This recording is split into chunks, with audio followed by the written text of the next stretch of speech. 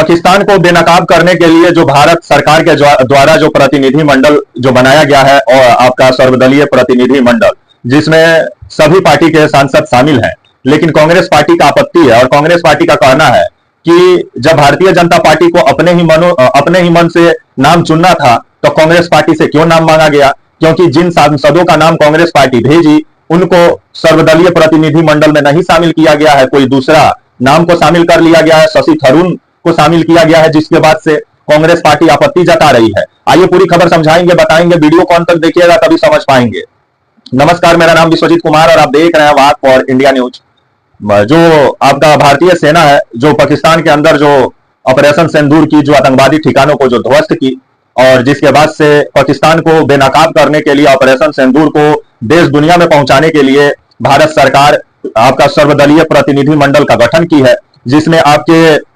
कुल जो सांसदों की अगर संख्या देखें तो आपका इसमें कुल सांसदों की संख्या जो है वो आपका 43 है। तो वहीं आपका ये जो आपका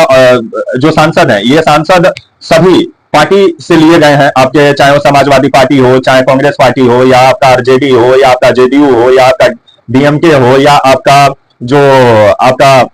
महाराष्ट्र का जो एनसीपी हो, शरद पवार की जो पार्टी हो, चाहे एकनाथ शिंदे का जो पार्टी हो, मतलब जितने पक्ष विपक्ष का जितना पार्टियां हैं देश में, उनके सांसदों को इस प्रतिनिधि मंडल में शामिल किया गया और 43 कुल सांसदों की संख्या है, जो अलग अलग देशों में जाकर जो पाकिस्तान को बेनकाब करेंगे। जो पाकिस्तान आए दिन आतंकवाद को पालता है, पोसता है और दुनिया भर में आतंकवादी घटना करवाता है पाकिस्तान, और जम्मू कश्मीर में भी आतंकवादी घटना जो करवाया वो पाकिस्तान का सेना ने ही करवाया, जिसको लेकर के भारत सरकार एक प्लान की कि क्यों नहीं पाकिस्तान को विश्व स्तर के मंच पर बेनकाब किया जाए और अलग अलग देशों में भारत के प्रतिनिधि, भारत के सांसदों को भेजा जाए ताकि पाकिस्तान का पोल पट्टी खोला जाए विश्व स्तर मंच पे, जिसके लिए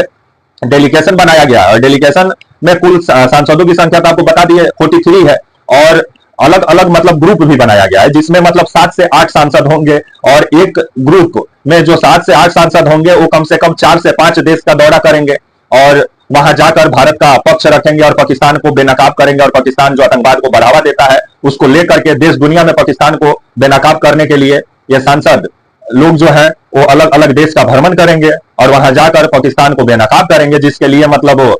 आपका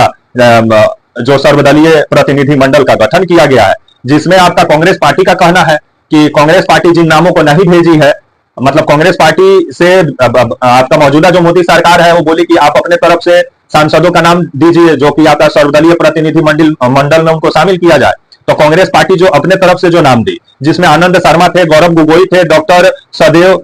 सैयद हुसैन थे और आपका राजा बरार थे, इनको कांग्रेस पार्टी ने इनका नाम भेजा आपका मौजूदा मोदी सरकार को कि इन 4 नामों को आप जो है आपका सर्वदलीय प्रतिनिधि मंडल उसमें शामिल कर लीजिए। लेकिन खबर जो आ रहा है कि जो कांग्रेस पार्टी ये 4 नाम को भेजी, आनंद शर्मा, गौरव गोगोई, डॉक्टर सैयद हुसैन और राजा बरार, इनका नाम शामिल भी भारतीय जनता पार्टी नहीं की आपका सर्वदलीय प्रतिनिधि मंडल में। उठी तो कांग्रेस से ही दूसरे नामों को जिस तरह से शामिल की, जिसके बाद से कांग्रेस पार्टी आपत्ति जताई, जिसमें आपका शशि थरूर को शामिल कर लिया गया है। बीजेपी जो शामिल की है कांग्रेस से सांसदों को, उनका नाम बता रहे हैं शशि थरूर, मनीष तिवारी, सलमान खुर्शीद और अमर सिंह, इन 4 नामों को बीजेपी शामिल की। लेकिन जो कांग्रेस भेजी नामों को उनको बीजेपी शामिल नहीं की मौजूदा मोदी सरकार, जिसके बाद से पूरा बखेड़ा शुरू हो गया। और वैसे भी शशि थरूर को लेकर के जिस तरह से मोदी जी कसीदा पढ़ रहे थे तिरुवनंतपुरम केरला में जाकर के, क्योंकि केरला से आते हैं शशि थरूर और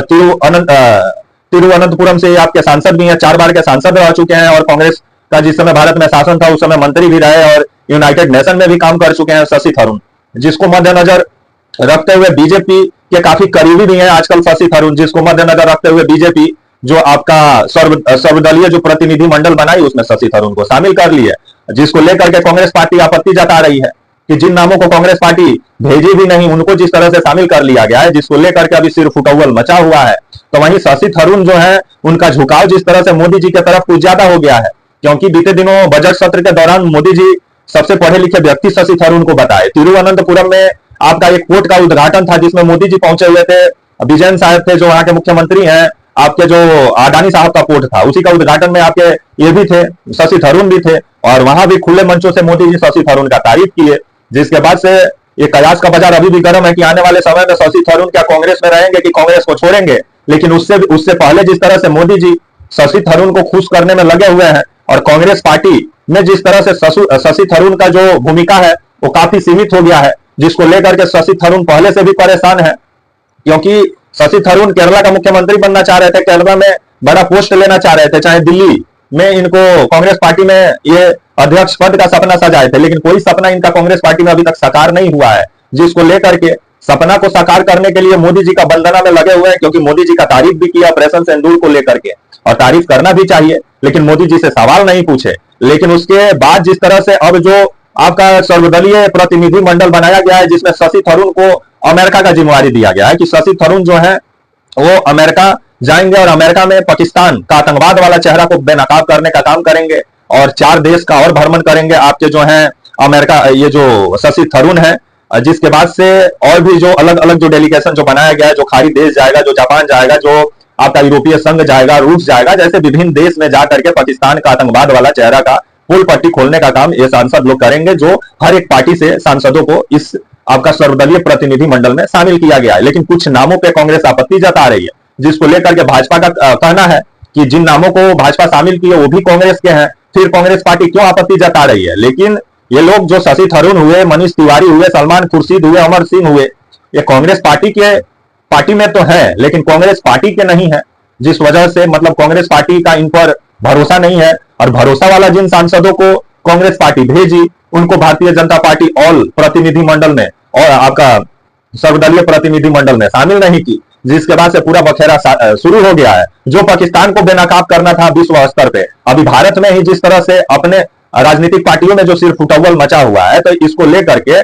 पहले एकता और अनुशासन का परिचय इन लोग को देना चाहिए। लेकिन मोदी जी हैं, विपक्ष को परेशान करना मोदी जी को अच्छा से आता है, और जिस तरह से मोदी जी शशि थरूर पर डोरा डाले हैं, जिसके बाद से अब शशि थरूर भी मोदी जी का तारीफ कर रहे हैं। क्योंकि जब कांग्रेस पार्टी आपको प्रतिनिधि मंडल का हिस्सा नहीं बनाई, तो आप तो ये बोल सकते थे कि कांग्रेस पार्टी जब मेरे नाम का ऐलान नहीं किया तो हम नहीं जाएंगे। शशि थरूर तो आपत्ति जता सकते थे, और शशि थरूर तो बोल सकते थे कि जब कांग्रेस पार्टी हमको डेलीगेशन का हिस्सा नहीं बनाई है तो हम नहीं जाएंगे। लेकिन शशि थरूर मोदी जी का तारीफ करते हुए नजर आए, जिसके बाद से अभी कांग्रेस और बीजेपी में सिर्फ फुटबॉल मचा हुआ है आपका नामों को लेकर के। लेकिन आने वाले समय में अगर इस तरह से लोग सिर्फ फुटबॉल करेंगे, तो पाकिस्तान को विश्व स्तर के मंच पे किस तरह से बेनकाब करेंगे। पहले ये लोग को अनुशासन और एकता का परिचय भारत में देना चाहिए। तो वहीं आने वाले समय में ये डेलीगेशन कब तक विदेश का यात्रा पे निकलता है, देखने वाली बात होगी। तब तक के लिए आप मुझे इजाजत दीजिए, और आप हमारे channel walk for India news को प्लीज लाइक और सब्सक्राइब और शेयर करना ना भूलें। तब तक के लिए नमस्कार, जय हिंद, वंदे मातरम।